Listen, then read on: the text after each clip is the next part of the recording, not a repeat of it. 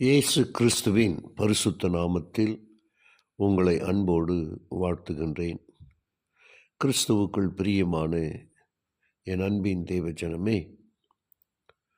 ஆத்துமாக்களை ரட்சிக்கும் வேளையில் இருவர் தங்கள் விருப்பத்தையும் அனுதாபத்தையும் அன்பையும் உழைப்பையும் ஒன்றாக்கும்படி தெய்வ சமூகத்தில் வாக்கு கொடுத்து வாழ்க்கை ஆரம்பித்த சமயம். அவர்களின் வாழ்க்கை சரித்திர கட்டத்தில் மிக முக்கியமாகும். திருமண உறவில் இருவர் வாழ்க்கையும் இரண்டரை கலந்து முக்கிய நடவடி எடுத்துக்கொள்கின்றார்கள்.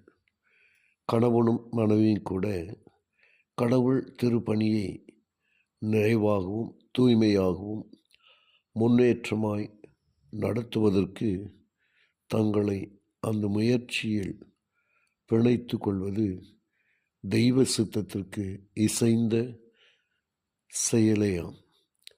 அவர்கள் அது செய்தல் கூடும். கணவன் மனைவியும் இயேசு கிறிஸ்துவில் அவருக்கு கீழாக அவருடைய கட்டுப்பாட்டுடன் வழிநடத்தும் அவருடைய ஆவியுடனும் பரிசுத்த ஐக்கிய பந்தத்தில் தங்களை பிணைத்து கொள்வது ஆண்டவர் நியமித்துள்ள சித்தமாய் இருக்கின்றபடியால் இந்த ஐக்கியம் நிலை பெற்றிருக்கின்ற இல்லத்தில் தேவ ஆசீர்வாதம் வானத்தில் தோன்றுகின்ற சூரிய ஒளியைப் போல் விளங்கும். பரலோக வீட்டிற்கு உகந்த மாதிரியான வீடு உலகில் மகா இன்பம் நிறைந்த இடமாக இருக்க வேண்டும் என்று இறைவன் விரும்புகின்றார்.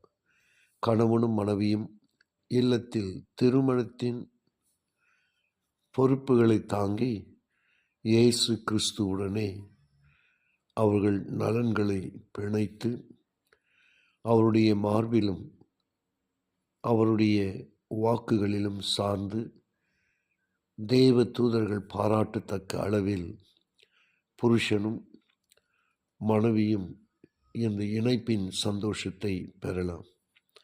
ஆம், அன்புக்குரிய தேவ பிள்ளைகளை, நமக்கு வருகிற ஒவ்வொரு தேவ ஆலோசனையும் வாழ்க்கையின் சந்தோஷத்தையும் இறைவனோடு உள்ள அந்த ஆவிக்குரிய உறவில் நாம் ஒவ்வொரு நாளும் மேம்பாடு அடையவும் பரலோகத்தின் தேவன் நமக்கு கொடுக்கும் நல்ல ஆலோசனைகள்.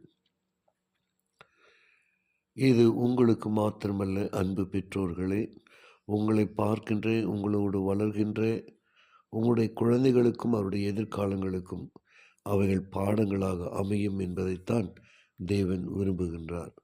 ஆக உங்களுடைய பேச்சாற்றல், உரையாடல்கள், உங்களுடைய வாழ்க்கையின் ஒவ்வொரு வாழ்க்கையின் அனுபவ முறைகளும் கூட நம்மை சுற்றியுள்ள அனைவருக்கும் அது பாடங்களாக அமையத்தக்கதாய் தேவ ஆலோசனையில் நிலைத்து வாழ்வோமா? ஜெபிப்போம். கிருபையுள்ள நல்ல பிதாவே, உமக்கு நன்றி சொல்லுகின்றோம்.